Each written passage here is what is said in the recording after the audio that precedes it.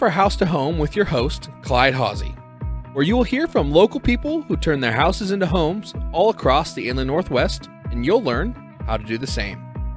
House to Home is brought to you in part by River Ridge Hardware and Avista.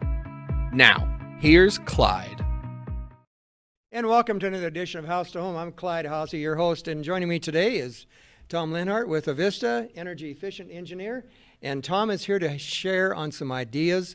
I know we're into the cooler weather. I know your heating bill is going on, and you've got a couple ideas and some tips to share with us, right, Tom? You betcha, Clyde. We've been sending out this media kit to a lot of the different media places, and you're as good a media as I could possibly imagine. So I wanted to bring one over to you. Hey, we need to see what's inside. And what's in this kit is things that are not very expensive to do, but that will help you save energy.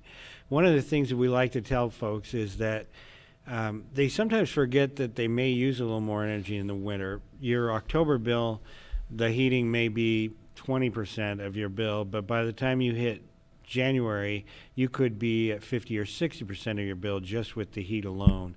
And so because that's a kind of a shock, we wanted to give opportunities of 3 or 4 things that people could use and maybe cut down how much energy they're using by putting them in. Well, you know, Tom and I have been talking about renewable energy and the carbon footprint that we're leaving on this world of ours. And so through this practice of a little packet here, it'll give us some ideas how we can actually take that spare bedroom and we can actually save some of the cool air from coming downstairs. And I mean, just, I don't want to take the thunder away from you, but tell us about some of the product. I really appreciate you saying that, Clyde, because the truth is the greenest energy we ever had was the stuff we didn't use because we didn't need to. Right, so, exactly.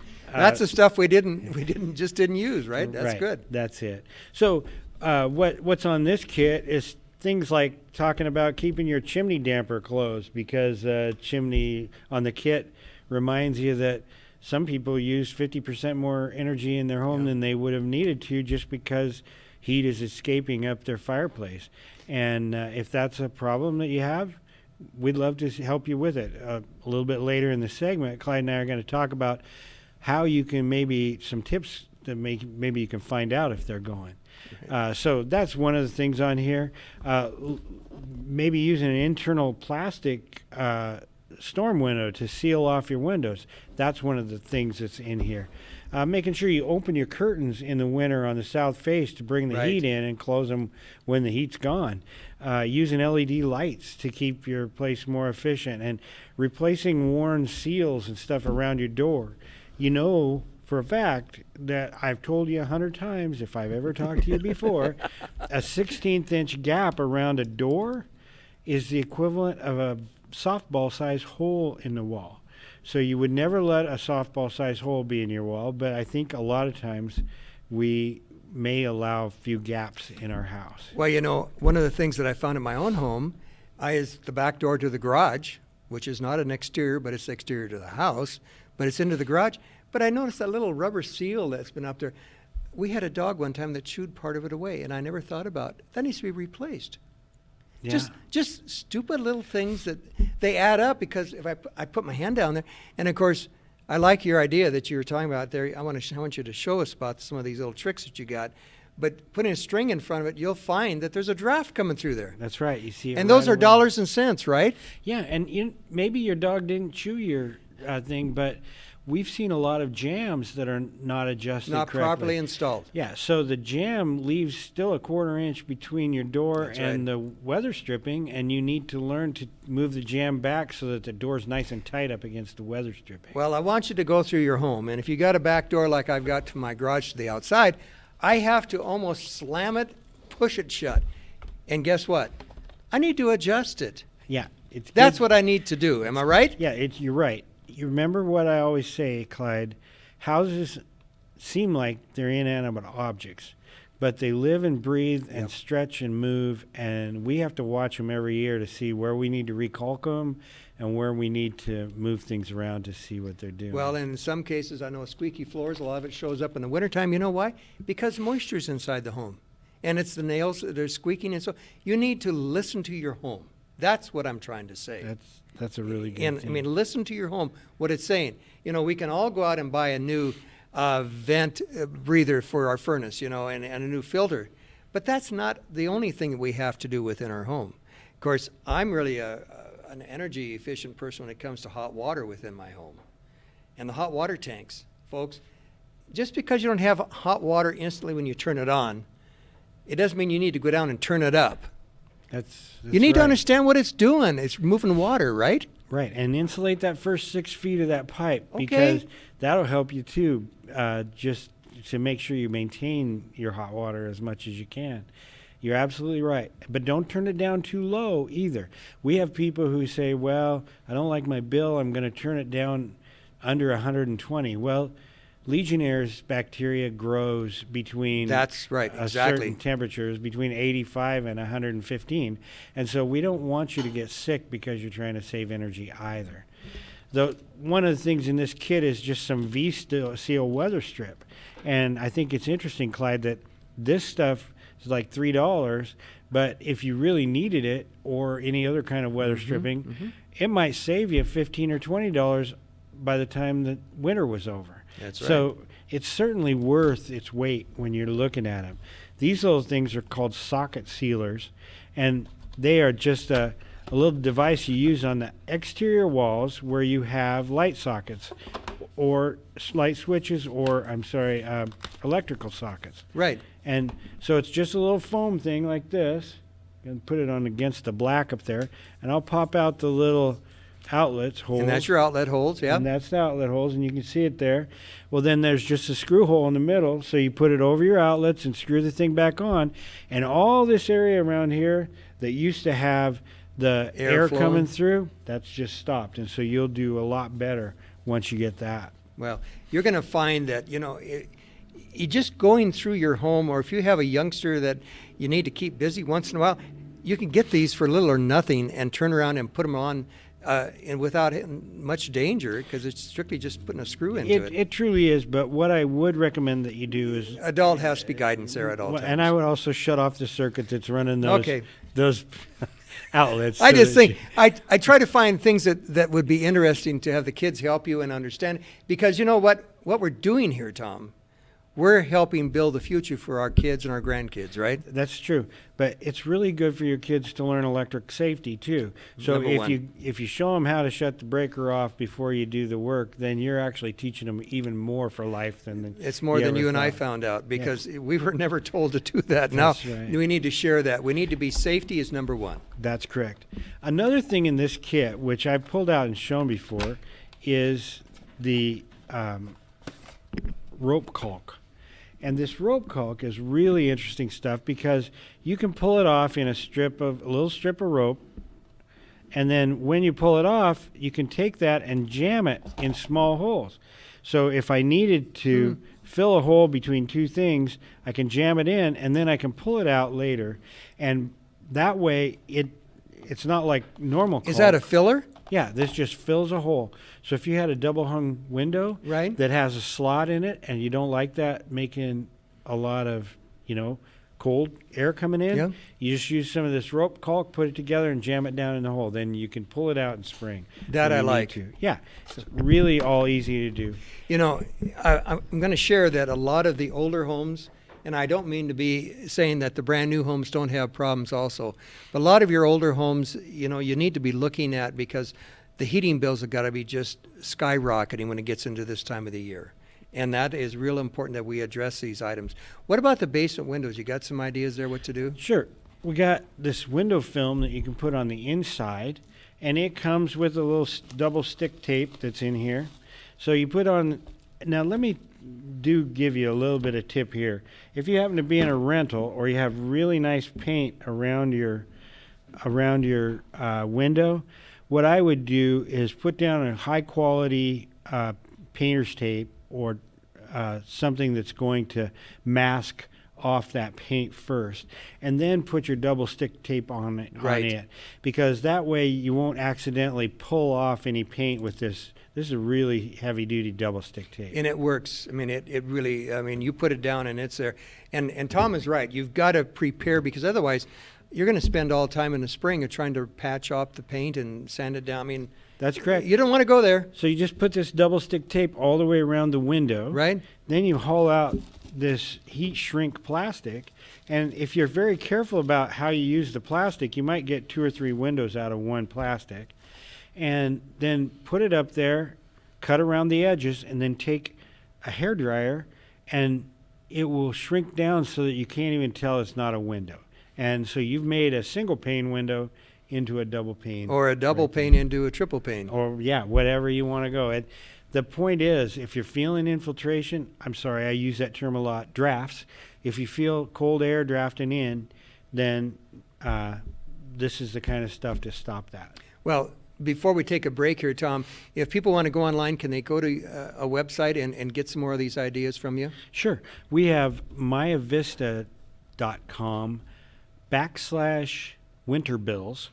Has all kinds of ideas on how to do your thing here. Or if you just look up Tom's tips on the internet and put in a Vista, you'll also get all of my tips that come up in a page. And you'll see my beautiful mug there in front of you on a Vista page. Well, if there's anything to be had here with the tips that we're going into, because shortly after we take break, I want to be talking about setting the thermostat and how do you regulate that.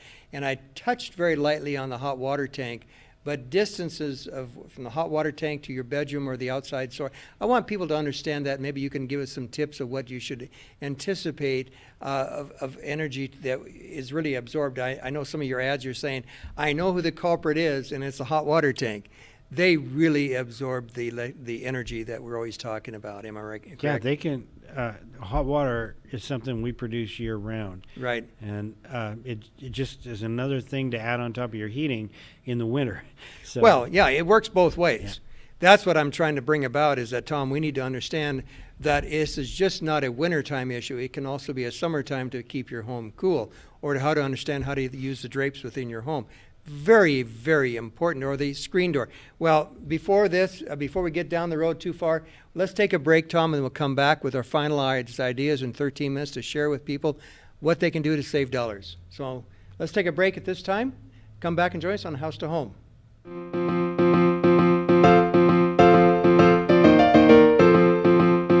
Hi, this is Larry at River Ridge Hardware. Just wanted the opportunity to show you a little bit about our Christmas. We have Christmas tree stands. We have ornaments that you won't find anywhere else. We have the small Christmas lights. We have the tube lights that you can run up and down. We also have a massive amount of snow shovels. Come on out and visit River Ridge Hardware. Welcome back to House to Home. I'm Clyde Haase here with Tom Lienhard with Avista, energy efficient engineer, and boy, I'll tell you, he's got some great ideas. And Tom, you filled our first part of the program with some great ideas on how to save energy. I'm really going to go back to this point of adjusting, and I had talked about finding where, and you got that string there with you. I don't know if it's going to be showing up, but show us one of the tests that you do, and I hope you can see this, folks, but probably not. It's white string. Oh, you your can blue shirt. Kind of see it against my blue shirt. Yeah, here. it's a Vista blue shirt that shows up. Okay, so I'll just put it right up down my face. And so if a little wind hits this, you can see it. In fact, we'll turn it sideways. There you go. There you go. So I use a string. Another thing you can use is tinsel, because it's Find about the draft is what we're doing. About that kind of time of year. But tinsel is really good. So if you want to find a draft, I was just showing somebody at their mail slot how you could run it past the mail slot and you could see the string just wave up in front of it. Yeah. So understand that we do have really nice things like infrared cameras and things like that that we're going to help you with if you needed it. But the truth is there are all kinds of things that you can do with very low-cost items. Well, you can find out for yourself.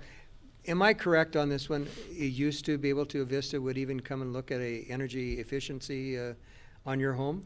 Well, actually, I think the thing that we're looking forward to is being in the Scott Morris Center in 6 months so that you can come and borrow tools from us to be able to use them on your home. And wow. That's what we're excited about, being able to give tools to people to be able to use and see what could be going on. And what he's talking about, if we saw it, we did another segment on the Scott Morrison building. We're talking about the future energy, and through this building, you're going to be exploring directions. But right now, today, I need to deal with my electrical bill, and this is a beginning, even just a string. That's true. The string is good. Also a flashlight. Most people have a flashlight around their house, so put a friend or loved one outside in the dark. Okay. And turn the lights off in your house, and then run the flashlight around the edge of the door. If you see light coming in, that's a place for you to work on, because you may have some losses there. Well, I told you about my weather strip. You know how I found that? I had the garage light on, and inside I had it off. I found it. I mean, isn't this just magic? It is. It's amazing. All it is dollars going out the window, you might say, or out the door. You know, a few other things that I wanted to be talking about is that the thermostats and this little object you have here. You haven't told anything about it. I haven't talked about the humidistat yet. Let's talk about thermostats for a minute, because This is yours. One of the things we like to tell people is that you can save 10 to 15% on the amount of energy you use by lowering the temperature by 3 degrees. So if you normally like it at 72 and you're able to take it down to 69 and put on a few more clothes, you can reduce the amount of energy you're using, because anytime we reduce the difference between the outside and the inside, we are reducing the load on the furnace that's trying to make that inside stay at that temp. Well, what Tom is saying, and he's going to correct me, maybe not, little heaters that you put by your foot to help you keep warm, they're not too efficient, are they? Well, no, a lot of those electric heaters, they're the same efficiency. They're just a resistive electric element. And sometimes getting that much heat, I mean, you're certainly welcome to use them if you want them, but sometimes they make you feel cold everywhere else. So you tend up turning up your That's temperature. what I was going to get up to. Other places, and so you're absolutely right. The way to use electric resistance heat is to only use it in the rooms that you're in at the time, and try to turn down your whole house heat while you're using those like that. Don't expect that you're going to save money if you turn everything up and then also use them too. You know, one of the things that I had mentioned before was that I had a new furnace put in, but my home has gotten accustomed now to a certain degree, and everything, even the pictures and so forth, they've all warmed up to that particular level. And that's real important when you're heating a home. You've got to bring the whole home alive to the temperatures. Am I correct? You're right. Really, you have a heat pump too. Yes. So you have to be careful not to set that back too much at night, because if you do, you'll bring on electric resistance to try to bring the house back to temperature in the early morning. And that's pure electric heat. Yeah, and then you're going to maybe spend more money. Whereas if you happen to have natural gas or oil or propane, you can set your temperature back because it will still bring the house back. But the point you made, which is valid, is that chair may not feel like it's 70 if it's been sitting at 60 degrees all night and now you sit on it. So those are your own personal comfort things that you're going to have to deal with. Well, I found that, again, if you have a heat pump system, I have it at my home, and which is part of the energy efficiency, because all I have is electricity otherwise.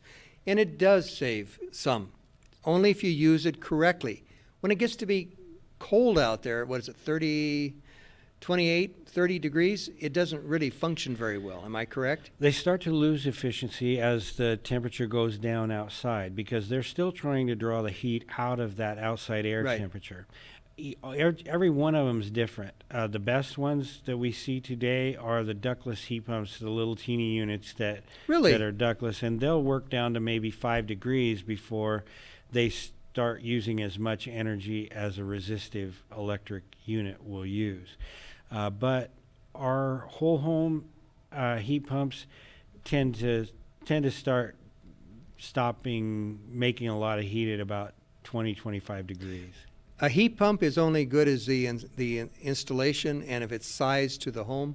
Otherwise, it's really not efficient at all. Well, and you will have to oversize a heat pump in our climate zone just to make sure that it has enough energy, it has enough capability. Asking the right questions from the right contractors is what I was trying to build up to. That's really a great point. there are so many good contractors who put in heat pumps today, and they make people satisfied with what they put in because they understand how to do a load calc on your home and know exactly what to put in when they do. Well, Tom and I have had the experience of being to a couple homes, and we've done a couple shows on it. A few of the people have been literally taken advantage of, and by not, I mean, they said, we spent this money to have a new system put in, and we're as cold now as we were before. Remember that one lady that, I mean, it's really a sad story, and what do?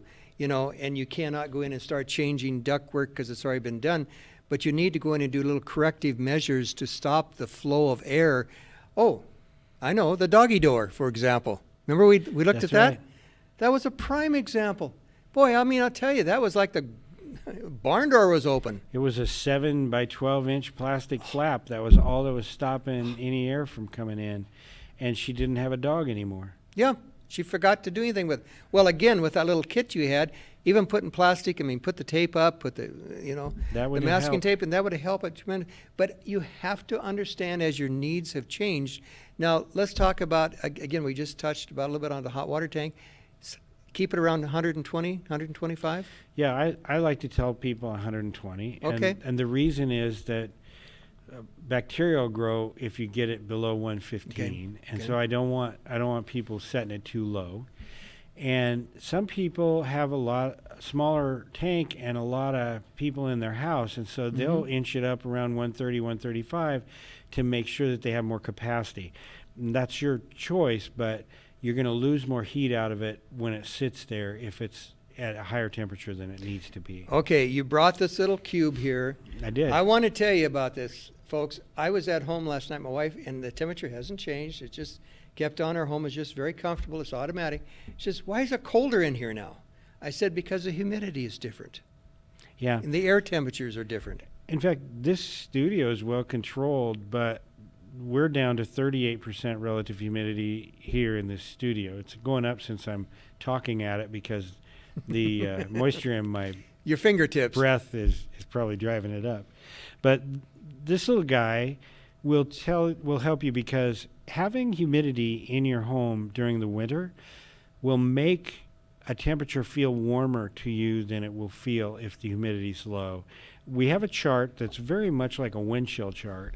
And that chart will tell you that at 50% relative humidity, 72 degrees feels like 72 degrees.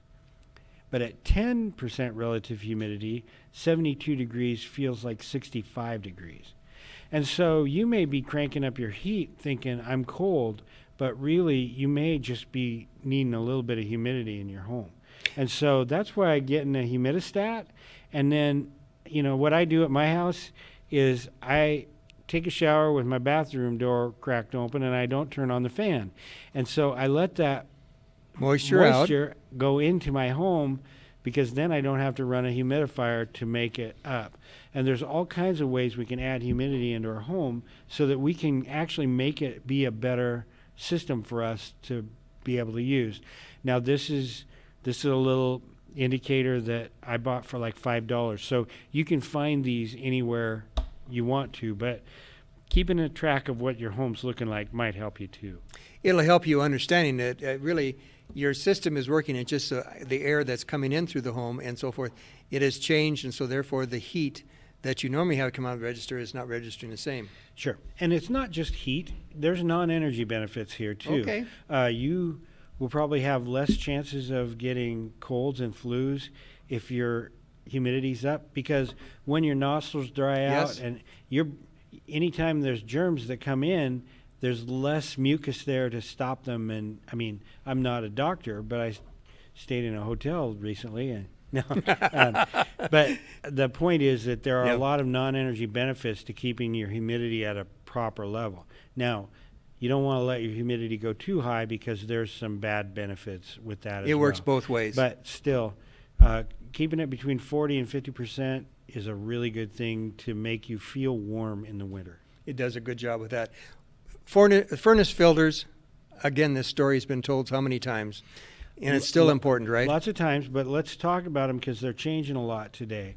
Really? My new house has a 4-inch filter Yes. that only needs to be changed every 4 months or so. Yes. But some people have 1-inch filters, and they probably should change them every month. Where you live and what the conditions are like. I happen to live in construction zone, so I've been changing mine every 2 months because there's dirt on both sides of my house. But if you live by the freeway or you live by a road, you may want to change it a little more often because that will help keep it free. Why does it need to be clear?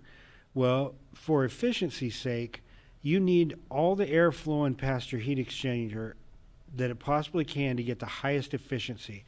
Whether it's a heat pump like your house or a gas furnace like mine, it's going to be at its highest efficiency when we get that air flowing by it. So that's why we want to keep our filters clean. Well, you know, when it comes to efficiency and electricity and understanding heating, I always go to Time Lienhard with Avista, and I would like to say, again, if they want to make contact, we just got a couple seconds. What is the website? Well, website's myavista.com. And if you have issues with your winter bills, it's called myavista.com/winter bills. Or you can go on there and search for me, and I'll be, you can even send me a little email through Ask Avista. Well, we say thank you again, Tom. You know, this is just another way that we're trying to help you in staying warm this winter time, and next summer we want to stay cool. So again, thank you for joining us on House to Home and Avista. Thank you, Tom. We'll see you next time. Thanks for watching House to Home, which is produced in Spokane, Washington by SpokaneTalksMedia.com, which is solely responsible for their content. House to Home is sponsored by River Ridge Hardware and Avista. Ask Clyde a question, recommend a guest, or hear this program again on our Facebook, YouTube, Twitter, Apple Podcast, Spotify, or SpokaneTalksMedia.com.